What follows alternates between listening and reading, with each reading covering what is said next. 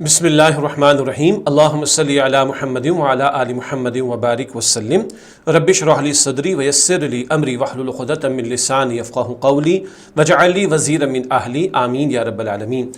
عزیز طلباء و طالبات، محترم حضرات و خواتین و معزز اساتذہ کرام، السلام علیکم ورحمۃ اللہ وبرکاتہ۔ اللہ تعالیٰ کی توفیق سے دل فاؤنڈیشن کے زیر اہتمام مطالعہ قرآن حکیم کے مطالعہ جاری ہے، اور انشاءاللہ آج ہم قرآن حکیم کی بہت ہی معروف سورت سورہ یاسین کا مطالعہ شروع کریں گے، اور سورہ یاسین کی پہلی 17 آیات کا مطالعہ انشاءاللہ آپ کے سامنے رکھیں گے۔ اس وقت جو ان فاؤنڈیشن کی شائع شدہ کتاب ہے اس کے صفحات ہیں 210 اور 212۔ تو آئیے آج کی کلاس کا آغاز کرتے ہیں۔ مطالعہ قرآن حکیم کا چوتھا حصہ سورہ یاسین کا آغاز، اس کی 17 آیات کا آج انشاءاللہ مطالعہ کریں گے۔ سب سے پہلے ہمیشہ کی طرح مقاصد مطالعہ، کیا باتیں آج ہم سیکھیں گے انشاءاللہ، مندرجہ ذیل باتیں معلوم ہو جائیں۔ نمبر 1، یاسین کے معنی کیا ہے؟ سورت کا نام تو یاسین ہے، اور ایک اور آپ کے بات علم میں ہوگی حروف مقطعات کے حوالے سے، البتہ ایک اور نقطہ بھی آپ کے سامنے انشاءاللہ رکھیں گے۔ نمبر 2، قرآن حکیم کے نزول کی کیا حکمت ہے؟ یہ باتیں ہم سمجھتے آئے ہیں، البتہ بار بار اللہ تعالیٰ نے قرآن حکیم میں سے دہرایا، تو آج پھر جانیں گے قرآن حکیم کے نازل کیے جانے کی کیا حکمت ہے۔ نمبر 3، رسول اللہ صلی اللہ علیہ وآلہ وسلم اور قرآن حکیم کی تعلیمات سے فائدہ اٹھانے والوں اور فائدہ نہ اٹھانے والوں کے بارے میں کیا بیان کیا گیا ہے؟ کون فائدہ اٹھائیں گے اور ان کا حسین انجام کیا ہوگا، کون فائدہ نہیں اٹھائیں گے ان کا برا انجام کیا ہوگا، یہ دونوں رویے بھی ہمارے سامنے آئیں گے۔ اور چوتھی بات، قریش مکہ کو سمجھانے کے لیے کس بستی کی مثال دی گئی ہے؟ وہ قریش مکہ کے جن کے اکثر لوگ نبی اکرم علیہ السلام کی دعوت کو رد کر رہے تھے، ان کو سمجھانے کے لیے ماضی کی ایک بستی کی مثال دی گئی، اس کا ذکر بھی انشاءاللہ ہمارے سامنے آئے گا۔ اب چلتے ہیں ربط سورت کی طرف۔ نئی سورت کا آغاز ہے، ایک سورت پہلے مکمل کر چکے، پچھلی سورت سورہ فاطر کی تکمیل ہوئی، اور اس کے بعد اب قرآن حکیم کی ترتیب میں سورہ یاسین ہے۔ دونوں سورتوں کا ربط اور ان کے مضامین کا ایک تجزیہ۔ پہلا نقطہ، سورہ فاطر میں متکبر یعنی تکبر کرنے والے اور اپنی طاقت پر گھمنڈ کرنے والے لوگوں کے انجام کا بیان ہوا تھا۔ سورہ یاسین میں اللہ سبحانہ وتعالیٰ کی قدرت، طاقت اور اختیار کی تفصیل مذکور ہے۔ وہاں تکبر کرنے والوں کا ذکر اور ان کے انجام کا بیان تھا، اب اللہ کی بڑائی اور اس کی قدرت کا ذکر سورہ یاسین میں انشاءاللہ ہمارے سامنے آئے گا۔ دوسرا نقطہ ربط سورت کے حوالے سے، سورہ فاطر کے اختتام پر مجرموں کی پکڑ کا ذکر تھا۔ سورہ یاسین کے آغاز میں حضور اکرم صلی اللہ علیہ وسلم کو منکرین کی مخالفت پر رنجیدہ نہ ہونے کی تسلی دی گئی ہے۔ پہلے مجرمین کی پکڑ کا بیان سورہ فاطر میں، اب ان کی جو مخالفت ہو رہی ہے اور اس مخالفت کا سلسلہ جاری تھا، اس پر اللہ کے رسول علیہ السلام کو تعلیم دی جا رہی ہے، تسلی دی جا رہی ہے کہ آپ ان پر غمزدہ نہ ہوں۔ نمبر 3، سورہ فاطر میں زیادہ تر توحید اور رسالت کا مضمون بیان ہوا تھا۔ توحید اور رسالت کا مضمون۔ سورہ یاسین میں بھی اثبات رسالت نیز متکبر اور مجرموں کو اصحاب قریہ کے قصے سے نصیحت کی گئی ہے۔ متکبر تکبر کرنے والے، اور اثبات رسالت کا مطلب رسالت کے دلائل کا ذکر کیا جانا۔ اصحاب قریہ، قریہ بستی کو کہتے ہیں، ابھی ذکر تھوڑی دیر پہلے آیا تھا، آئندہ بھی ہم ذکر کریں گے، ایک بستی والوں کا واقعہ بھی بیان ہوگا۔ تو سورہ یاسین میں رسالت کا تذکرہ ہے، اور تکبر کرنے والوں کو اور مجرموں کو ایک بستی کے لوگوں کا ذکر کر کے نصیحت کی گئی ہے۔ مزید یہ کہ توحید اور وقوع قیامت کا بیان بھی ہے مراد سورہ یاسین میں۔ ربط سورت کے بعد اب چلتے ہیں تعارف کی طرف، سورہ یاسین کے مضامین کا مختصر تذکرہ۔ سورہ یاسین مکی سورت ہے۔ قرآن حکیم میں سورت کا مقام وہی ہے جو ایک انسانی جسم میں دل کا ہوتا ہے۔ دل کے دھڑکنے کی طرح اس سورت میں بھی تیزی سے مضامین بدلتے ہیں، سبحان اللہ۔ جیسے دل دھڑکتا ہے بار بار، اور قلب اس لیے کہتے ہیں کہ اس میں بار بار تبدیلی آتی ہے نا، اسی طرح سورہ یاسین کے مضامین بھی بڑی تیزی سے بدلتے ہیں، اور یکے بعد دیگر مختلف مضامین ہمارے سامنے سورہ یاسین میں آتے ہیں۔ پہلے 2 رکوعوں میں ایمان بالرسالت کا ذکر ہے۔ تیسرے رکوع میں اللہ سبحانہ وتعالیٰ کی وحدانیت، اس کی توحید اور اس کی نعمتوں اور قدرتوں کا بیان ہے۔ آخری 2 رکوعوں میں قیامت کے حالات، نافرمانوں اور فرما برداروں کے متفرق انجام کا ذکر ہے۔ تو گویا 5 رکوع ہیں، 2 میں رسالت کا ذکر، 1 رکوع میں توحید کا بیان، اور 2 رکوع میں آخرت کا تذکرہ، اور وہاں نافرمانوں فرما برداروں کے انجام کا بھی بیان ہے۔ نیز قیامت کے واقع ہونے پر دلائل دیے گئے ہیں، اور نبی کریم صلی اللہ علیہ وآلہ وسلم کی دلجوئی فرمائی گئی ہے۔ نبی کریم صلی اللہ علیہ وآلہ وسلم نے سورہ یاسین کو مرنے والوں کے پاس پڑھنے کی ترغیب فرمائی ہے۔ ابو داؤد شریف میں، ابن ماجہ میں، بہقی شریف میں روایات آتی. یہ ایک ترغیب ہے کہ جن کا محسوس ہو کہ انتقال کا وقت قریب ہے تو ان کے سامنے سورہ یاسین کی تلاوت کی جائے. اس کی حکمت بھی ہے، وہ کیا ہے بھلا؟ جس کا مقصد یہ معلوم ہوتا ہے کہ مرنے والوں کے سامنے ایمان کا بیان تازہ ہو جائے اور ان کا خاتمہ ایمان پر ہو سکے، کیونکہ اس صورت میں توحید کا، رسالت کا، آخرت کا بیان ہے. جب انتقال کرنے والا شخص جو مرنے کے قریب ہے اس کے سامنے موضوعات دہرائے جائیں گے جو کہ ایمانیات کے موضوعات ہیں، تو وہ سن کر اس کا خاتمہ بھی انشاءاللہ ایمان پر ہوگا. البتہ ایک وضاحت ضروری ہے، ہمیں عربی نہیں آتی، ہم تلاوت تو کر لیتے ہیں، ہمیں سمجھ میں تو نہیں آتا. اور اس مطالعہ قرآن کا مقصد کیا ہے؟ اس پوری ترتیب کا اور پورے نصاب کا ہمیں سمجھ آئے قرآن حکیم کی. تو جب ہم یہ تلاوت کریں تو کیا اچھا ہو کہ ترجمہ بھی پڑھ دیا جائے، تاکہ ترجمہ سن کر اپنی زبان میں بات سمجھ تو آئے، تو توحید کا، آخرت کا، رسالت کا تذکرہ ہو. اور اگر بندے کے انتقال کا وقت آ ہی گیا تو یہ سن کر وہ دنیا سے جائے گا تو حالت ایمان پر جائے گا انشاءاللہ تعالی. جامع ترمذی کی ایک روایت میں کہ ہر چیز کے قلب یعنی دل ہوتا ہے، اور قرآن حکیم کا قلب سورہ یاسین ہے. اور جیسے کہ تھوڑی دیر پہلے ذکر آیا کہ قلب بدلتا رہتا ہے، اس صورت کے مضامین بھی بڑی تیزی کے ساتھ بدلتے ہیں. اس کے بعد اب چلتے ہیں آج کی جو آیات ہیں سورہ یاسین کی پہلی 17 آیات، ان کا ترجمہ، اور اس کے بعد انشاءاللہ ان کی تشریح آپ کے سامنے رکھیں گے. ہمارے اکثر سورہ یاسین کی تلاوت کا معمول بھی ہوتا ہے، کیا اچھا ہو کہ اس کا ترجمہ اور مفہوم بھی ہمارے ذہن میں ہو، جس کی آج الحمدللہ مطالعہ قرآن کے اس مطالعے کے ذیل میں کر رہے ہیں. سورہ یاسین کی آیات کا ترجمہ کرتے ہیں. اس وقت اسکرین پر آپ کے ہمارے سامنے پہلی 5 آیات ہیں. اعوذ باللہ من الشیطان الرجیم، میں اللہ کی پناہ میں آتا ہوں شیطان مردود سے. بسم اللہ الرحمن الرحیم، اللہ کے نام سے شروع جو بڑا مہربان نہایت رحم فرمانے والا ہے. یاسین، ان حروف کا ترجمہ نہیں کیا جاتا. والقرآن الحکیم، قسم ہے قرآن حکیم کی. انک لمن المرسلین، یقیناً آپ صلی اللہ علیہ وآلہ وسلم رسولوں میں سے ہیں. علی صراط مستقیم، سیدھے راستے پر ہیں. تنزیل العزیز الرحیم، یہ قرآن بہت غالب نہایت رحم فرمانے والے اللہ کا نازل کیا ہوا ہے. اگلی آیات سورہ یاسین کی آیات 6 تا 9. لتنذر قوما، تاکہ آپ اس قوم کو عذاب سے ڈرائیں. ما انذر آباؤہم، جن کے باپ دادا کو نہیں ڈرایا گیا. فہم غافلون، تو وہ غافل ہیں. لقد حق القول علی اکثرہم، ان میں سے اکثر پر عذاب کا فیصلہ ہو چکا ہے. فہم لا یؤمنون، لہذا وہ ایمان نہیں لائیں گے. انا جعلنا فی اعناقہم اغلالا، بے شک ہم نے ان کی گردنوں میں طوق ڈال دیے. فہی الی الاذقان، جو ان کی ٹھوڑیوں تک پہنچے ہوئے ہیں. فہم مقمحون، تو وہ سر اوپر اٹھائے ہوئے ہیں. وجعلنا من بین ایدیہم سدا، اور ہم نے بنا دی ہے ان کے آگے ایک دیوار. ومن خلفہم سدا، اور ان کے پیچھے بھی ایک دیوار. فاغشیناہم، پھر ہم نے انہیں ڈھانپ دیا ہے. فہم لا یبصرون، تو وہ کچھ نہیں دیکھ سکتے. اگلی آیات سورہ یاسین کی آیات 10 تا 12. وَسَوَاءٌ عَلَيْهِمْ، اور ان پر برابر ہے. أَأَنذَرْتَهُمْ، خواہ آپ انہیں ڈرائیں. ام لم تنذرہم، یا انہیں نہ ڈرائیں. لا یؤمنون، وہ ایمان نہیں لائیں گے. انما تنذر، آپ تو صرف اسی کو ڈرا سکتے ہیں. من اتبع الذکر، جو نصیحت کی پیروی کرے.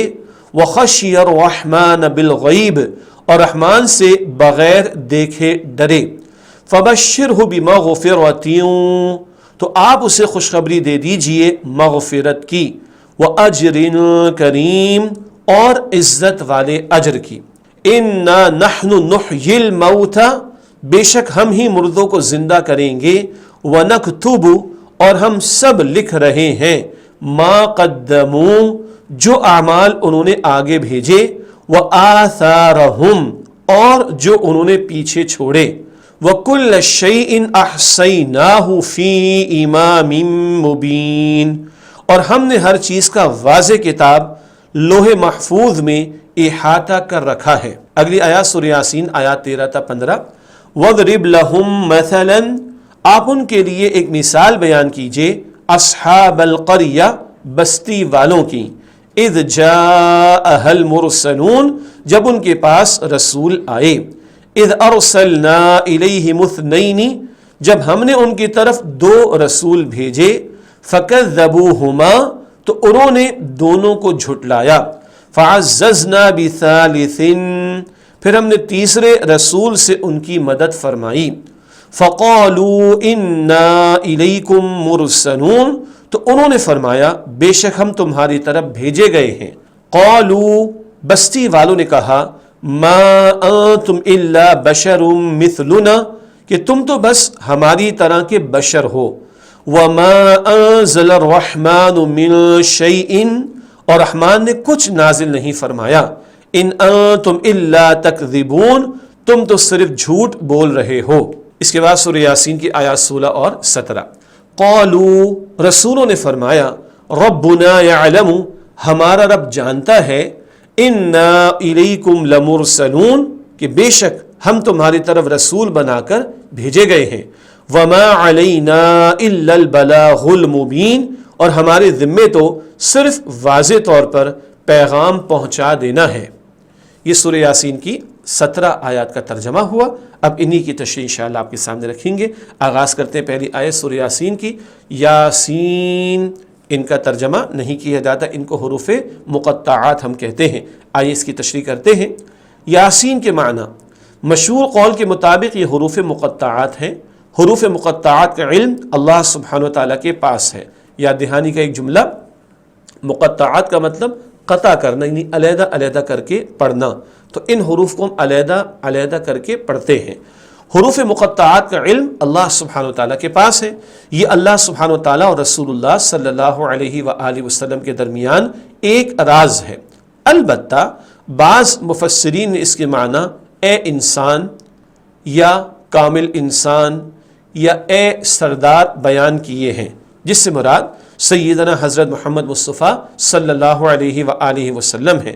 مزید یہ کہ ایک قول کے مطابق یاسین آپ صلی اللہ علیہ وسلم کے صفاتی ناموں میں سے بھی ایک نام ہے، یہ ایک رائے ہے۔ قرآن حکیم میں اللہ سبحانہ وتعالیٰ نے ہر نبی علیہ السلام کو ان کے ذاتی نام سے پکارا ہے، جیسے یا آدم علیہ السلام، یا موسیٰ علیہ السلام، یا عیسیٰ علیہ السلام وغیرہ۔ ان ناموں سے اللہ تعالیٰ نے انبیاء کو ذاتی ناموں سے پکارا، لیکن اللہ سبحانہ وتعالیٰ نے پورے قرآن حکیم میں کسی جگہ آپ صلی اللہ علیہ وآلہ وسلم کو ذاتی اسم یا محمد صلی اللہ علیہ وسلم سے پکار کر خطاب نہیں فرمایا، بلکہ آپ صلی اللہ علیہ وسلم کو مختلف صفاتی ناموں سے مخاطب فرمایا گیا ہے، جیسے یا ایہا المزمل، یا ایہا المدثر، یا ایہا النبی، یا ایہا الرسول وغیرہ۔ اللہ کے رسول کا ذاتی نام لے کر نہیں پکارا اللہ تعالیٰ نے آپ کو، یا خطاب نہیں فرمایا، بلکہ آپ کے صفاتی ناموں کا ذکر کر کے خطاب فرمایا، یا ایہا المدثر، یا ایہا المزمل، یا ایہا النبی، یا ایہا الرسول وغیرہ۔ تو عموم کے اعتبار سے یاسینی حروف مقطعات ایک رائے کے مطابق شاید یہ اللہ کے رسول علیہ السلام کا صفاتی نام ہو، یہ مفسرین کی ایک رائے ہے۔ واللہ اعلم۔ واللہ اعلم کا مطلب کیا ہوتا ہے؟ سب سے بہترین بات کس کے علم میں ہے؟ اللہ سبحانہ وتعالیٰ کے علم میں۔ دوسری آیت سورہ یاسین کی، والقرآن الحکیم، قسم ہے قرآن حکیم کی۔ قرآن کریم کی عظمت کا ذکر ہے۔ قرآن حکیم حکمت والی برحق کتاب ہے جس کی اللہ سبحانہ وتعالیٰ قسم فرما رہا ہے۔ اس آیت میں قرآن حکیم کی شان بیان فرمائی گئی ہے کہ یہ وہ کتاب ہے جو حکمت سے لبریز ہے، یعنی اس کے مضامین حکمت پر مشتمل ہیں۔ اللہ سبحانہ وتعالیٰ کی ذات الحکیم ہے، حکمتوں والی ذات، اور اس کا کلام بھی حکمت بھرا ہے، اور انسان کی طاقت سے یہ بات بالا تر ہے کہ انسان اتنی پر حکمت بات خود سے کہہ سکے۔ تو قرآن الحکیم ذات اللہ تعالیٰ کا حکمت و بھرا کلام ہے، یہ بات قسم اٹھا کر اللہ سبحانہ وتعالیٰ نے بیان فرمائی۔ یہ قرآن حکیم کی عظمت کا بھی ذکر آیا۔ تیسری آیت، انک لمن المرسلین، یقیناً آپ صلی اللہ علیہ وآلہ وسلم رسولوں میں سے ہیں۔ اس آیت کی تشریح، اس آیت میں رسول اللہ علیہ السلام کی شان کا بیان آ رہا ہے۔ آپ صلی اللہ علیہ وسلم کی شان رسالت کا بیان فرمایا گیا ہے اس آیت کریمہ میں۔ اللہ تعالیٰ نے پچھلی آیت میں قسم اٹھائی، اور اب ذکر آ رہا ہے حضور علیہ السلام اللہ کے رسولوں میں سے ہیں۔ پچھلی آیت سے ربط اس حوالے سے سمجھتے ہیں۔ پچھلی آیت میں اثبات قرآن حکیم تھا، اس آیت میں اثبات رسالت، اس بات کرنا، کسی بات کو دلیل سے پیش کرنا، ثابت کرنا۔ تو پچھلی آیت میں قرآن کریم کی عظمت کا ذکر تھا، اس آیت میں نبی علیہ السلام اللہ کے رسولوں میں سے ہیں، اس بات کا ذکر ہے۔ اور پچھلی آیت میں اللہ نے قسم اٹھائی کس بات پر؟ کہ آپ صلی اللہ علیہ وسلم اللہ کے رسولوں میں سے ہیں۔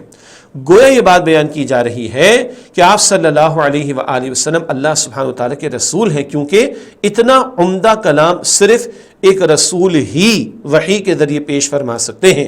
گویا قرآن حکیم اس کے پیش کرنے والے پیغمبر صلی اللہ علیہ وسلم کی صداقت و حقانیت کی ایک واضح اور قطعی دلیل ہے۔ یہ قرآن کریم حضور علیہ السلام کی صداقت کی بھی دلیل ہے۔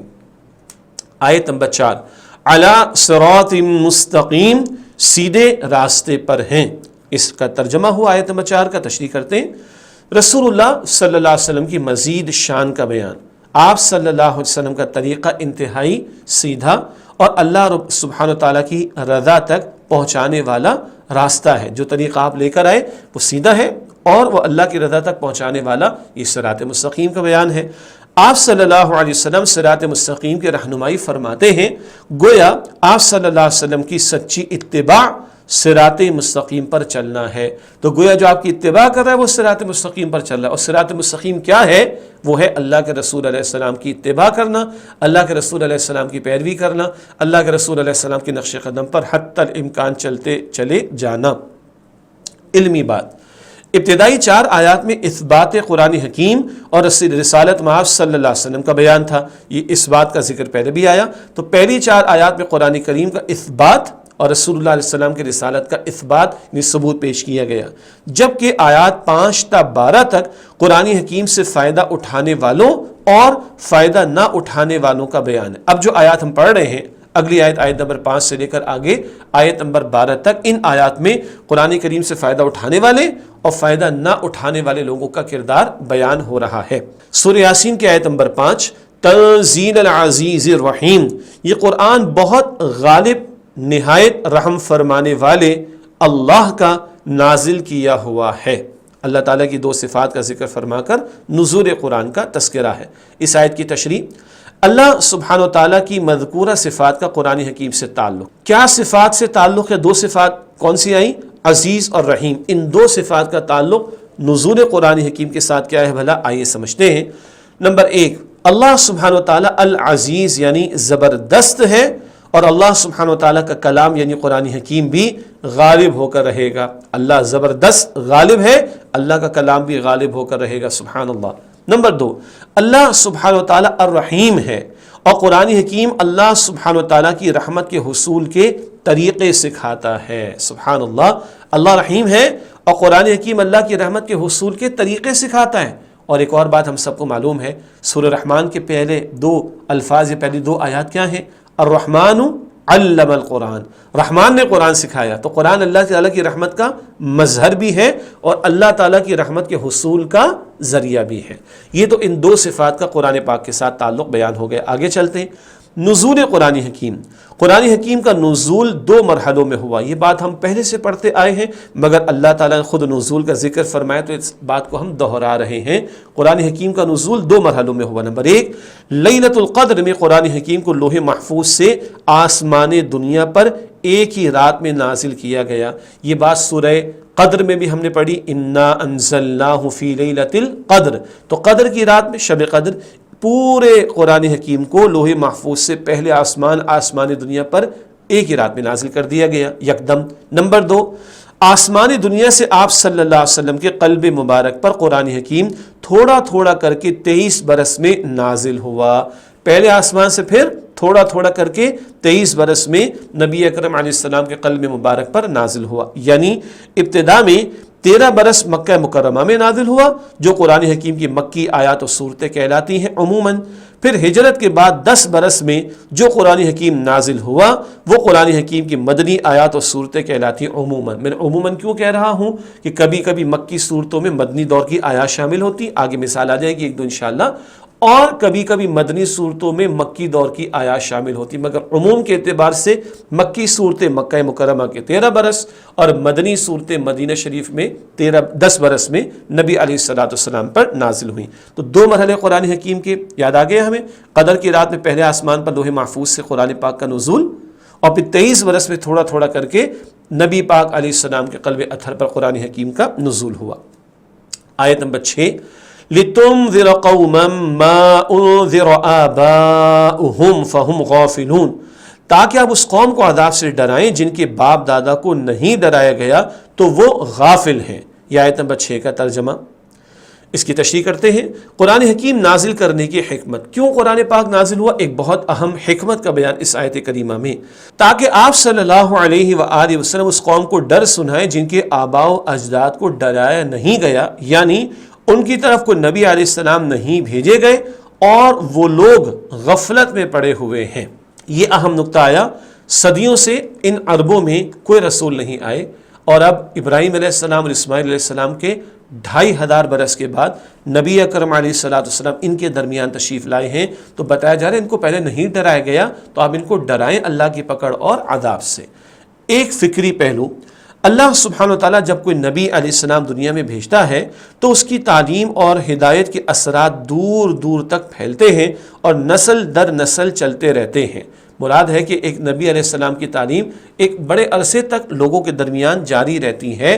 ہاں، اب صدیاں بیت گئی تھیں اور تعلیمات میں تبدیلیاں بہت ہو چکی تھیں، تو اب اللہ کے رسول علیہ السلام کو عربوں کے درمیان بھی بھیجا گیا، وہ کہ آپ کے رسالت صرف عربوں کے لیے نہیں بلکہ تمام انسانیت کے لیے۔ لیکن یہ اہم بات ہے کہ اللہ کے پیغمبروں کی تعلیم نسل در نسل چلتی ہے، اور ہاں، اللہ کے رسول علیہ السلام کا معاملہ کیا ہے، آپ کو جو قرآن حکیم عطا ہوا وہ قیامت تک کے لیے محفوظ، آپ کو جو دین عطا ہو وہ مکمل کر دیا گیا، آپ کی رسالت ساری انسانیت کے لیے ہے، اور آپ کی تعلیمات قیامت تک کے لیے محفوظ ہیں، کسی اور پیغمبر کی ضرورت نہیں ہے، حضور کی تعلیمات قیامت تک چلتی رہیں گی، جاری رہیں گی انشاءاللہ۔ آیت نمبر 7، لَقَدْ حَقَّ الْقَوْلُ عَلَىٰ أَكْثَرِهِمْ فَهُمْ لَا يُؤْمِنُونَ، ان میں سے اکثر پر عذاب کا فیصلہ ہو چکا ہے، لہذا وہ ایمان نہیں لائیں گے۔ اس آیت کی تشریح کرتے ہیں، مشرکین مکہ کی کیفیت۔ اللہ سبحانہ وتعالیٰ کی ہستی کو تو کفار مکہ بھی تسلیم کرتے تھے، مگر بتوں کو شریک ٹھہراتے تھے، نیز آخرت پر ایمان نہیں رکھتے تھے، اور اسی وجہ سے آپ صلی اللہ علیہ وآلہ وسلم کی رسالت کا بھی انکار کر دیتے تھے۔ اللہ کو مانتے تھے مگر اللہ کے ساتھ بتوں کی پوجا پاٹ بھی کرتے تھے۔ آخرت کے حوالے سے کافی لوگ ایسے تھے جو یقین نہیں رکھتے تھے، اور پھر نبی علیہ السلام کی رسالت کا انکار کر رہے تھے۔ البتہ آیت میں کیا ذکر ہے، پس یہ ایمان نہیں لائیں گے، اس حوالے سے ایک وضاحت بہت ضروری ہے۔ اب ایک اہم بات یہ ہے کہ آیت کریمہ میں یہ بات آئی کہ یہ ایمان نہیں لائیں گے، اب اس سے کیا مراد ہے؟ اسی میں ایک تقدیر کا مسئلہ بھی سوال اس کے بارے میں اٹھتا ہے، بہت اہم وضاحت آ رہی ہے، بہت توجہ کی ضرورت ہے، توجہ سے بات سنیے گا انشاءاللہ۔ ایمان نہ لانے سے مراد واضح ہے کہ تقدیر میں لکھا ہونے سے یہ لازم نہیں آتا کہ کفار کفر پر مجبور کر دیے گئے، کیونکہ تقدیر میں یہ لکھا ہے کہ اللہ سبحانہ وتعالیٰ ان کو ایمان لانے کا موقع بھی دے گا اور اختیار بھی دے گا، لیکن یہ لوگ اپنے اختیار اور اپنی خوشی سے ضد پر اڑے رہیں گے اور ایمان نہیں لائیں گے۔ جو کچھ لکھا ہے وہ اللہ کا علم کامل ہے نا، اللہ کو تو سب کچھ معلوم ہے۔ البتہ اللہ کی تقدیر میں یہ بھی طے ہے کہ اللہ نے لوگوں کو موقع دیا، جو حق پر چلنا چاہے گا وہ حق قبول کر لے گا، اللہ توفیق دے دے گا، اور جو کفر پر اڑا رہنا چاہے گا اللہ اسی پہ لگا دے گا۔ چوائس بندے کے پاس ہے، چوائس اور اختیار بندے کے پاس ہے۔ آگے اگلا ایک اہم معاملہ آیا، حق القول کا لفظ آیا، فیصلہ ہو جانا حق کے ساتھ۔ یہ کیا مراد ہے، آئیے اس کو سمجھیں۔ حق القول سے مراد اللہ سبحانہ وتعالیٰ کا فیصلہ ہے کہ اللہ سبحانہ وتعالیٰ سرکش انسانوں اور جنات سے جہنم کو بھر دے گا، جیسا کہ سورہ صاد آیت نمبر 85 میں ابلیس اور اس کے پیروکاروں کے بارے میں یہ بات بیان کی گئی ہے۔ تو جو کفر پر اڑے رہے، انسانوں میں سے سرکش لوگ ہوں، جنات میں سے شیطان سمیت اس کی پیروی کرنے والوں کو اللہ جہنم میں ڈال دے گا، یہ اللہ کا فیصلہ ہے۔ لیکن جہنم میں جو جا رہا ہے وہ اپنی مرضی سے، اس نے گمراہی کے راستے کو اختیار کیا، اس لیے وہ جہنم کی طرف جا رہا ہوگا۔ سورہ یاسین کی آیت نمبر 8، اور اللہ تعالیٰ سے دعا بھی کرتے ہیں اللہ تعالیٰ مجھے اور آپ کو جہنم کے عذاب سے بچائے، گمراہی سے اللہ ہم سب کی حفاظت فرمائے، اور اللہ سیدھے راستے پر ہم سب کو مزید استقامت عطا فرمائے۔ اگلی آیت ہے سورہ یاسین کی آیت نمبر 8، اِنَّا جَعَلْنَا فِي أَعْنَاقِهِمْ أَغْلَالًا فَهِيَ إِلَى الْأَذْقَانِ فَهُمْ مُقْمَحُونَ، بے شک ہم نے ان کی گردنوں میں طوق ڈال دیے جو ان کی ٹھوڑیوں تک پہنچے ہوئے ہیں تو وہ سر اوپر اٹھائے ہوئے ہیں۔ آیت نمبر 8 ہے، اس کا ترجمہ ہوا، تشریح کرتے ہیں۔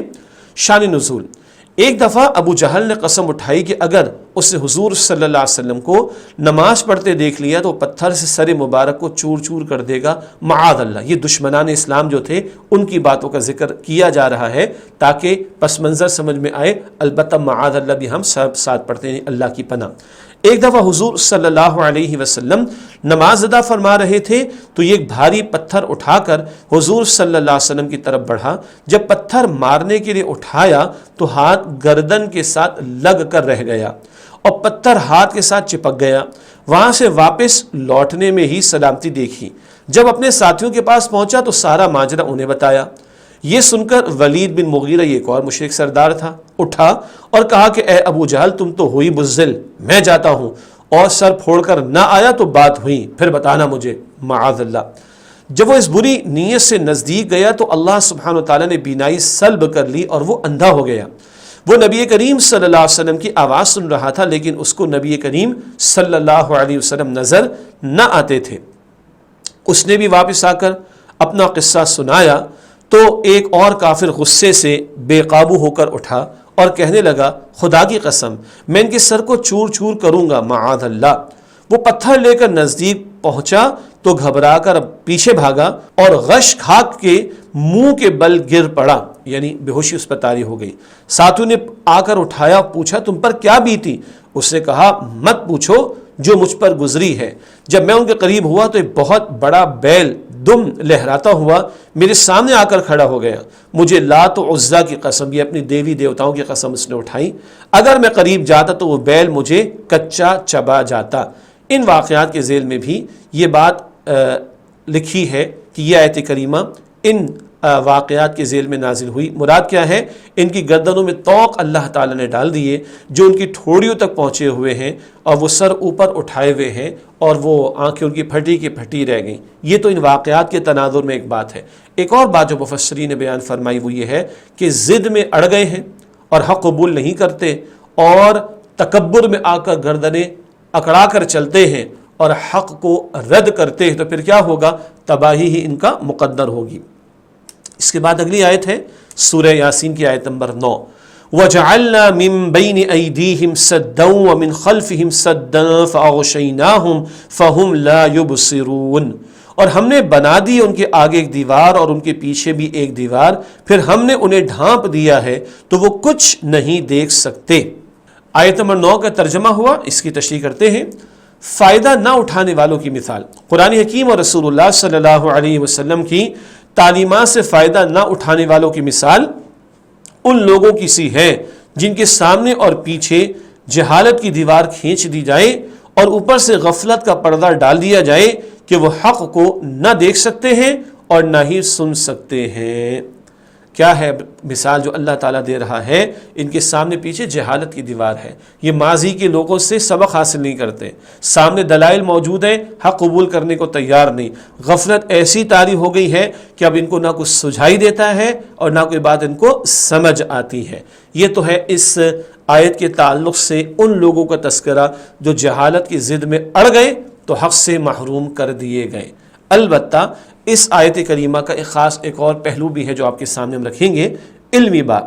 جس شب نبی کریم صلی اللہ علیہ وآلہ وسلم نے ہجرت مدینہ کا ارادہ فرمایا، کفار مکہ نے چاروں طرف سے آپ صلی اللہ علیہ وآلہ وسلم کے گھر کا محاصرہ کر رکھا تھا تاکہ آپ صلی اللہ علیہ وآلہ وسلم کو شہید کر دیا جائے، نعوذ باللہ۔ ہجرت کی رات کا ذکر ہے۔ چنانچہ آپ صلی اللہ علیہ وآلہ وسلم عین وقت پر ان لوگوں کی آنکھوں کے سامنے یہ آیت مبارکہ پڑھتے ہوئے نکلے، ان کے آگے بھی دیوار ان کے پیچھے بھی دیوار، یہ تلاوت کرتے ہوئے حضور تشریف لے گئے۔ ان لوگوں کے درمیان میں سے محاصرین کی محاصرہ کرنے والے، محاصرین کی قوت بینائی اللہ سبحانہ وتعالیٰ نے ایسی سلب کی کہ اللہ سبحانہ وتعالیٰ کے رسول صلی اللہ علیہ وسلم ان کے درمیان سے نکل کر حضرت ابوبکر صدیق رضی اللہ تعالیٰ عنہ کے گھر جا پہنچے، صحیح بخاری شریف کی روایت، اور اس کے بعد اونٹ پر سوار ہو کر آپ صدیق اکبر رضی اللہ تعالیٰ عنہ کے ساتھ ہجرت کے سفر پر روانہ ہو گئے تھے۔ البتہ اس رات جب آپ کے گھر کا محاصرہ کیا تھا، حضور یہ آیت تلاوت کر کے تشریف لے گئے اور ان سارے کفار کی نظر بندی ہو گئی اور ان کی قوت بینائی کو گویا اللہ نے سلب کر لیا اور لے لیا اور وہ دیکھ نہ سکے۔ آیت نمبر 10 سورہ یاسین، وَسَوَاءٌ عَلَيْهِمْ أَأَنذَرْتَهُمْ أَمْ لَمْ تُنذِرْهُمْ لَا يُؤْمِنُونَ، اور ان پر برابر ہے خواہ آپ انہیں ڈرائیں یا انہیں نہ ڈرائیں، وہ ایمان نہیں لائیں گے۔ یہ آیت نمبر 10 کا ترجمہ تشریح کرتے ہیں۔ آیت میں آپ صلی اللہ علیہ وسلم کو تسلی، خواہ آپ صلی اللہ علیہ وآلہ وسلم انہیں ڈرائیں یا نہ ڈرائیں، یہ ایمان لانے والے نہیں۔ گویا آپ صلی اللہ علیہ وسلم ان کے ایمان نہ لانے کو اپنے دعوتی عمل میں کوئی کمی نہ سمجھیں اور اس پر غم زدہ نہ ہوں۔ آپ دعوت کا کام جاری رکھیں، آپ تو بھرپور کام کر رہے ہیں، یہ ان کی ہٹ دھرمی کے مان کر نہیں دیتے تو اب ان کے لیے فیصلہ تو یہ ہو گیا اللہ تعالیٰ کی طرف سے، ان کا ایمان لانے کا ارادہ ہی نہیں، تو اب اللہ ان کو توفیق ایمان لانے کی نہیں دے گا، آپ ان پر غم زدہ نہ ہوں۔ علمی بات، جب کوئی شخص اپنی ضد کی بنا پر اس مقام پر پہنچ جاتا ہے کہ وہ کوئی عقلی اور نقلی دلیل سننے کے لیے تیار نہیں ہوتا۔ اب آپ پوچھیں گے نقلی سے کیا مراد ہے؟ ہاں شاید پہلے باتیں آتی رہی ہیں نا، عقل کی دلیل تو ہماری دماغ میں ہوتی ہے، نقل کی دلیل کیا ہوتی؟ جو وحی کی تعلیم سے معلوم ہو، الہامی تعلیم کی، وحی کی تعلیم سے معلوم ہو، اس کو نقل کی دلیل کہا جاتا ہے، جو منتقل ہو کر ہم تک پہنچی ہے، یہ نقلی دلیل ہے۔ تو جب کوئی شخص اپنی ضد کی بنا پر اس مقام پر پہنچ جاتا ہے کہ وہ کوئی عقلی اور نقلی دلیل سننے کے لیے تیار نہیں ہوتا اور میں نہ مانوں کی خصلت اس میں پختہ ہو جاتی ہے، لیکن وہ دل میں حقیقت کو تسلیم کر لینے کے باوجود زبان سے انکار کر دیتا ہے، اسی کیفیت کو اللہ سبحانہ وتعالیٰ نے کئی مقامات پر دلوں پر مہر لگا دینے سے تعبیر فرمایا۔ جب کوئی ضد اور ہٹ دھرمی میں اس انتہا کو آ جائے، اب وہ طے کر لے میں نے ماننا ہی نہیں، اب پھر اللہ تعالیٰ دلوں پر مہر لگا دیتا ہے۔ سورۃ البقرہ ہے قرآن پاک کی طویل ترین سورت، سورۃ الفاتحہ کے فوراً بعد اس میں شروع میں آتا ہے ختم اللہ علی قلوبہم، اللہ نے ان کے دلوں پر مہر لگا دی۔ آیت نمبر 11۔ اچھا ہمیں کیا دعا اللہ سے کرنی چاہیے؟ اللہ ہمارے دلوں کو نور ایمان سے منور رکھے، اللہ ضد ہٹ دھرمی جہالت سے ہمیں بچائے، اللہ ہمارے ایمان کی حفاظت فرمائے اور اللہ ہمارے دلوں کو سختی سے محفوظ رکھے اور گمراہی سے اللہ تعالی ہم سب کی حفاظت فرمائے۔ اگلی آیت ہے سورہ یاسین کی آیت نمبر 11۔ انما تنذر من اتبع الذکر وخشی الرحمن بالغیب فبشرہ بمغفرۃ واجر کریم۔ آپ تو صرف اسی کو ڈرا سکتے ہیں جو نصیحت کی پیروی کرے اور رحمان سے بغیر دیکھے ڈرے، تو آپ اسے خوشخبری دے دیجئے مغفرت کی اور عزت والے اجر کی۔ یہ آیت نمبر 11 کا ترجمہ۔ فائدہ اٹھانے والوں کی صفات، اب تک بیان ان لوگوں کا چل رہا تھا جو مجرم تھے، ہٹ دھرمی میں مبتلا لوگ تھے، جو قرآن پاک سے فائدہ اٹھانے والے نہ تھے، اب ان کا بیان جو فائدہ اٹھانے والے، ہمیں بھی فائدہ اٹھانے قرآن پاک سے، تو یہ مقام ہمارے لیے بھی بہت قیمتی ہے۔ آئیے ان لوگوں کی صفات پر کلام کریں۔ فائدہ اٹھانے والوں کی صفات، آپ صلی اللہ علیہ وسلم کے انذار سے وہ لوگ فائدہ اٹھا سکتے ہیں۔ آگے چند باتیں۔ انذار کسے کہتے؟ ڈراوے کو، اللہ کی پکڑ اور اللہ کے عذاب سے ڈرایا جائے تو کون لوگ ڈریں گے اور فائدہ اٹھائیں گے اس ڈراوے سے؟ ان کا ذکر۔ نمبر 1، جو نصیحت کی پیروی کرنے والے، یعنی ہمیشہ نصیحت کی تلاش میں رہتے ہیں، جن کو فکر ہوتی ہے کہ نصیحت ملے، اب اس کے مطابق عمل کریں تاکہ اپنے رب کو راضی کریں، اپنی آخرت کی زندگی کو کامیاب بنائیں۔ جو اس تلاش میں ہیں اور نصیحت کی پیروی کرنا چاہتے ہیں، ان کو فائدہ ہوگا قرآن پاک کی تعلیم سے، رسول پاک علیہ السلام کے انذار والے عمل سے، ڈرانے والے عمل سے۔ ڈرانا کس چیز سے؟ اللہ کی پکڑ اور عذاب سے۔ نمبر 2، جو رحمان سے بن دیکھے ڈرنے والے، یعنی ہمیشہ تصور رکھنے والے ہیں کہ اللہ سبحانہ و تعالیٰ انہیں دیکھ رہا ہے، اور وہ تقوی اختیار کرتے ہوئے اللہ سبحانہ و تعالیٰ کی عظمت کا اعتراف و اقرار کرتے ہیں۔ کنہیں فائدہ ہوگا؟ یقین رکھتے ہیں کہ اللہ ہمیں دیکھ رہا ہے اور اللہ کی عظمت ان کے دلوں میں، اللہ کو راضی کرنے کا شوق ذوق ان کے دلوں میں ہے، ان کو فائدہ ہوگا نصیحت سے، ان کو فائدہ ہوگا انذار سے، ان کو فائدہ ہوگا قرآن حکیم سے۔ نبی کریم صلی اللہ علیہ وسلم کے انذار سے فائدہ اٹھانے والوں کو بخشش اور عزت والے اجر کی بشارت دی گئی۔ ہمیشہ کی کامیابی ایسے لوگوں کے لیے، اللہ تعالیٰ انہی لوگوں میں مجھے، آپ کو، ہم سب کو شامل فرمائے۔ اس کے بعد اگلی آیت ہے سورہ یاسین کی آیت نمبر 12، اِنَّا نَحْنُ نُحْيِي الْمَوْتَ وَنَكْتُبُ مَا قَدَّمُوا وَآثَارَهُمْ وَكُلَّ شَيْءٍ أَحْصَيْنَاهُ فِي إِمَامٍ مُبِينٍ، بے شک ہم ہی مردوں کو زندہ کریں گے اور ہم سب لکھ رہے ہیں جو اعمال انہوں نے آگے بھیجے اور جو انہوں نے پیچھے چھوڑے، اور ہم نے ہر چیز کا واضح کتاب لوح محفوظ میں احاطہ کر رکھا ہے۔ اس آیت کی تشریح کرتے ہیں۔ اللہ سبحانہ وتعالیٰ کی صفت کا ذکر، اللہ سبحانہ وتعالیٰ کی قدرت کا ذکر ہے کہ وہی تمام انسانوں کو روز قیامت دوبارہ زندہ فرمائے گا۔ جس نے پہلی مرتبہ پیدا فرمایا وہی دوبارہ زندہ فرمائے گا۔ انسانی اعمال کا ذکر، اللہ سبحانہ وتعالیٰ کے حکم پر فرشتے کرامن کاتبین انسانی اعمال لکھتے ہیں۔ سورہ انفطار ہے نا، آخری پارے میں ہم پڑھ چکے، کرامن کاتبین، یہ معزز لکھنے والے ہمارے اعمال کو لکھتے ہیں۔ اس آیت کریمہ کا ایک شان نزول بڑا دلچسپ ہے۔ حضرت ابو سعید خدری رضی اللہ تعالی عنہ بیان کرتے ہیں کہ بنو سلمہ نے مسجد نبوی صلی اللہ علیہ وسلم کے قریب منتقل ہونے کا فیصلہ کیا تو یہ آیت نازل ہوئی۔ اب آپ دیکھیں سورہ یاسین مکی صورت ہے، مگر ایک شان نزول کی روایت کے مطابق یہ آیت مدنی دور میں نازل ہوئی۔ قرآن پاک میں اس طرح کی مثالیں موجود ہیں، آئندہ بھی ذکر کرتے رہیں گے انشاءاللہ۔ بنو سلمہ نے مسجد نبوی کے قریب منتقل ہونے کا فیصلہ کیا تو یہ آیت نازل ہوئی۔ آپ صلی اللہ علیہ وآلہ وسلم نے فرمایا کہ تم لوگ مسجد کے قریب منتقل نہ ہو، کیونکہ مسجد کی طرف آتے ہوئے تمہارے قدموں کے نشان بھی لکھے جاتے ہیں، یعنی ہر قدم پر ان کا اجر و ثواب دیا جاتا ہے۔ اب ایک خواہش تو ہوتی ہے کہ قریب ہو مسجد کے گھر، بہت اچھی بات ہے تاکہ فوراً جماعت کو پہنچے۔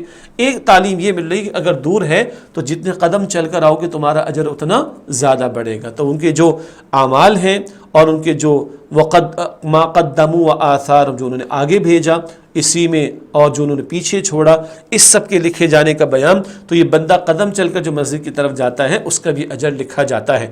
ہاں، خواتین اور بہنیں اکثر گھروں پہ نماز ادا کرتی ہیں، ان کو وہی اجر مل جاتا ہے جو مسجد کی جماعت میں مردوں کو مل رہا ہوتا ہے۔ ایک اور حدیث شریف میں نبی کریم صلی اللہ علیہ وسلم نے فرمایا، موت کے بعد اعمال منقطع ہو جاتے سوائے 3 کے۔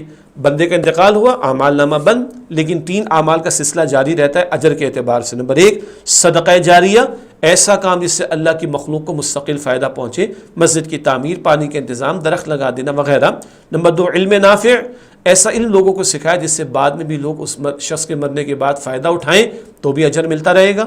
اور صالح اولاد، نیک اولاد، سبحان اللہ، اللہ ہماری اولاد کو ہمارے حق میں جو ہے وہ صدقہ جاریہ بنائے، میں اپنے لیے اور جو والدین اور ٹیچرز دیکھ رہے ہیں اور جو طلبہ ہیں، اللہ انہیں ان کے ماں باپ کے لیے صدقہ جاریہ بنائے۔ سبحان اللہ، اللہ ہمیں ہمارے ماں باپ کے لیے صدقہ جاریہ بنائے۔ صحیح مسلم شریف کی روایت حدیث، اس آیت کریمہ میں کیا ذکر آیا؟ جو کیا آگے بھیجا، کیا پیچھے چھوڑا، اللہ سب لکھ رہا ہے۔ تو دنیا سے جانے کے بعد پیچھے اگر خیر کا عمل جاری رکھا تو اس کا اجر بھی لکھا جائے گا، اور اللہ معاف رکھے شر کا عمل جاری رکھا، لوگ پیچھے گناہ کر رہے ہیں، برائی کر رہے ہیں کسی کے سکھانے کی وجہ سے، تو وہ گناہ جاریہ بھی لکھا جائے گا۔ اللہ اس سے ہم سب کی حفاظت فرمائے۔ اور ذکر آیا تھا ہر شے فی امام مبین، یعنی واضح کتاب مراد لوح محفوظ میں محفوظ ہے، سب کچھ ریکارڈ اللہ کے ہاں لوح محفوظ میں لکھا ہوا ہے۔ اگلی آیت سورہ یاسین کی آیت نمبر 13، وَاضْرِبْ لَهُمْ مَثَلًا أَصْحَابَ الْقَرْيَةِ إِذْ جَاءَهَا الْمُرْسَلُونَ۔ اب یہ دوسرا رکوع شروع ہو رہا ہے، اور اس آیت کا ترجمہ، آپ ان کے لیے ایک مثال بیان کیجئے بستی والوں کی جب ان کے پاس رسول آئے۔ قریش مکہ کے لیے بستی کی مثال، قریش مکہ کے لیے ایک بستی کی مثال دی گئی ہے۔ اس بستی کے رہنے والوں نے بھی کفر و شرک پر اسی طرح اصرار کیا تھا جس طرح یہ لوگ کر رہے ہیں، اور اللہ سبحانہ و تعالیٰ کے رسولوں علیہ السلام کے ساتھ ویسے ہی سلوک کیا تھا جیسے کہ یہ لوگ آپ صلی اللہ علیہ وسلم کے ساتھ کر رہے ہیں۔ ایک بستی کا ذکر، وہاں کچھ رسولوں کو اللہ نے بھیجا، بستی والوں نے انکار کیا، اور جیسے آج مشرکین مکہ نبی علیہ السلام کا انکار کر رہے ہیں وہ بھی کر رہے تھے، وہ واقعہ بیان کر کے مشرکین مکہ کو عبرت دلائی جا رہی ہے۔ تو اللہ سبحانہ و تعالیٰ نے انہیں چیخ کے ذریعے ہلاک کر دے. بہت زوردار چیخ، فرشتے کو بھیجا جاتا ہے، وہ زور کی چیخ مارتا ہے اور لوگوں کے کلیجے گویا پھٹ جاتے، لوگ مر جاتے. اللہ اکبر کبیرہ. یہ عذاب اس قوم پر آیا تھا جو بستی والے تھے، ان کا ذکر کر کے مشرکین مکہ کو عبرت دلائی جا رہی ہے. تو اللہ سبحانہ وتعالیٰ نے انہیں چیخ کے ذریعے ہلاک کر دیا. تو کہیں ایسا نہ ہو کہ ان کفار مکہ کا انجام بھی اسی بستی والوں جیسا ہو. اس بستی کے حوالے سے مفسرین کی کئی آراء ہیں، البتہ جمہور مفسرین یعنی اکثر مفسرین کی رائے یہ ہے کہ وہ عیسائیت کے ایک بڑے مرکز انطاکیہ کے رہنے والے تھے. اللہ سبحانہ وتعالیٰ نے یہاں ان کی مثال بیان فرمائی ہے. انطاکیہ اینٹیو شام میں ترکی کی سرحد کے قریب ایک بڑا تجارتی شہر تھا. شام کا علاقہ اور سرحد ترکی کی اس کے پاس یہ انطاکیہ کے علاقہ تھا اور ایک بڑا تجارتی شہر تھا. اس بستی کا ذکر آیا ہے. آیت نمبر 14 اذ ارسلنا الیہم اثنین فکذبوہما فعززنا بثالث فقالوا انا الیکم مرسلون. جب ہم نے ان کی طرف 2 رسول بھیجے تو انہوں نے دونوں کو جھٹلایا، پھر ہم نے تیسرے رسول سے ان کی مدد فرمائی تو انہوں نے فرمایا بے شک ہم تمہاری طرف بھیجے گئے ہیں. یہ آیت نمبر 14 اس کا ترجمہ ہوا. تشریح کرتے ہیں. بستی کی طرف بھیجے گئے رسولوں کی تفصیل. سب سے پہلے اللہ سبحانہ وتعالیٰ کے حکم پر 2 رسولوں کو اس بستی کی طرف بھیجا گیا، لیکن وہاں کے لوگوں نے انہیں جھٹلایا. اس کے بعد اللہ سبحانہ وتعالیٰ کے حکم پر ایک تیسرے پیغمبر علیہ السلام کو بھیجا گیا. رسولوں کی دعوت پر بستی والوں کا رد عمل. تینوں رسولوں علیہ السلام نے بستی والوں کو دعوت دی کہ ہم اللہ سبحانہ وتعالیٰ کے رسول ہیں اور ہم اللہ سبحانہ وتعالیٰ کی طرف سے تمہاری ہدایت کے لیے بھیجے گئے ہیں. بستی والوں نے ان کی دعوت کا انکار کرتے ہوئے تینوں رسولوں علیہ السلام کو جھٹلا دیا. یہ ان بستی والوں کا طرز عمل رہا. اگلی آیت سورہ یاسین آیت نمبر 15 قالوا ما انتم الا بشر مثلنا وما انزل الرحمن من شيء ان انتم الا تكذبون. بستی والوں نے کہا کہ تم تو بس ہماری طرح کے بشر ہو اور رحمان نے کچھ نازل نہیں فرمایا، تم تو صرف جھوٹ بول رہے ہو. یہ آیت نمبر 15 کا ترجمہ. رسولوں کی دعوت کا انکار اور اس کی وجوہات. بستی والوں نے رسولوں کو جھوٹا قرار دیا معاذ اللہ، اور ان کی دعوت کو رد کرتے ہوئے کہا کہ نمبر 1 تم ہماری طرح کے انسان ہو. نمبر 2 انہوں نے دعویٰ کیا کہ اللہ سبحانہ وتعالیٰ نے کوئی کلام انسان پر نازل نہیں کیا معاذ اللہ. اب ہاں تم تو ہماری طرح کے انسان ہو، تم رسول کیسے ہو سکتے ہو؟ یہ باتیں پہلے بھی ہم پڑھتے آئے ہیں. اللہ نے انسانوں میں سے ہی پیغمبروں کو چنا، مگر وہ اللہ کے خاص چنے ہوئے مقرب بندے ہوتے ہیں. اور یہ کہنے لگے معاذ اللہ اللہ نے کوئی کلام نازل نہیں کیا، ہر دھرمی کی روش پر اڑے رہے. آیت نمبر 16 قالوا ربنا يعلم انا الیکم لمرسلون. رسولوں نے فرمایا ہمارا رب جانتا ہے کہ بے شک ہم تمہاری طرف رسول بنا کر بھیجے گئے ہیں. اس آیت کی تشریح. رسولوں کا بستی والوں کے جھٹلانے پر طرز عمل. رسولوں نے بستی والوں کو ہر دھرمی کے جواب میں صرف اللہ سبحانہ وتعالیٰ کو گواہ بنا کر اس یقین اور سچائی کا اظہار کیا کہ ہم اسی کی طرف سے بھیجے گئے رسول ہیں، لہذا ہماری دعوت کو نظر انداز نہ کرو.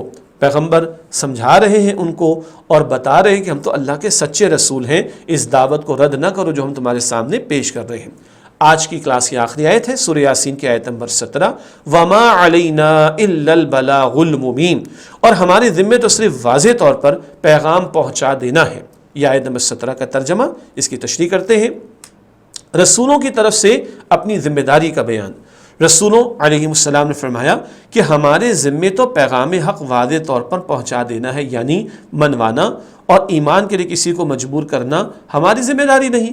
اب تمہیں اختیار ہے، چاہے تم ہم پر ایمان لاؤ یا ہمیں جھٹلاؤ، تمہارا کام ہے، تم مانو، نہیں مانتے تمہارا اپنا نقصان ہوگا. عملی بات. نبی کریم صلی اللہ علیہ وسلم نے تزکیہ و تربیت اور کتاب و حکمت کی تعلیم بھی دی اور عدالتی فیصلے بھی فرمائے. نیز کفار کے ساتھ جہاد و قتال جیسی ذمہ داریاں بھی کما حقہ ادا فرمائیں. مختصر یہ کہ آپ صلی اللہ علیہ وسلم نے پورے دین کی تشریح اور وضاحت اپنے قول و عمل سے فرمائی، جس کی اطاعت و اتباع اہل ایمان کے لیے ضروری ہے. اہم نقطہ کیا ہے؟ پیغمبروں کو کام پہنچانا تو ہے، زبردستی منوانا نہیں. البتہ پیغمبروں نے اللہ کے احکامات کو جاری کرنے کی بھی جد و جہد کی. نبی کریم صلی اللہ علیہ وسلم نے اللہ کے دین کو قائم کر کے بھی دکھایا. وہ جد و جہد ہمارا فرض ہے. کوئی اسلام قبول نہیں کرتا، اس کا چوائس ہے، وہ آخرت میں اللہ کے پکڑا جائے گا۔ تو پیغمبر کا کام پہنچانا ہے، زبردستی قبول کروانا نہیں۔ البتہ نبی علیہ الصلوۃ والسلام کی ذمہ داری دین کے مطابق فیصلے کرنا اور اللہ کے دین کو قائم کرنے کی جد و جہد کرنا بھی ہے۔ ہمیں یہ نقطہ سامنے رکھ کر دین کی بات پر عمل بھی کرنا ہے، دوسروں کو بھی پہنچانا ہے، اور اللہ کے دین کو زمین پر قائم کرنے کی محنت بھی کرنی ہے۔ یہ واقعہ ابھی جاری ہے، البتہ اس کا مزید حصہ اگلی کلاس میں انشاءاللہ ہمارے سامنے آئے گا۔ تب تک کے لیے اجازت چاہتے ہیں۔ اللہ تعالی ہم سب کی اور ہمارے گھر والوں کی اور تمام مسلمانوں کی مغفرت فرمائے۔ انشاءاللہ اگلی کلاس میں پھر آپ سے ملاقات ہوتی ہے۔ وآخر دعوانا ان الحمد للہ رب العالمین۔ السلام علیکم ورحمۃ اللہ وبرکاتہ۔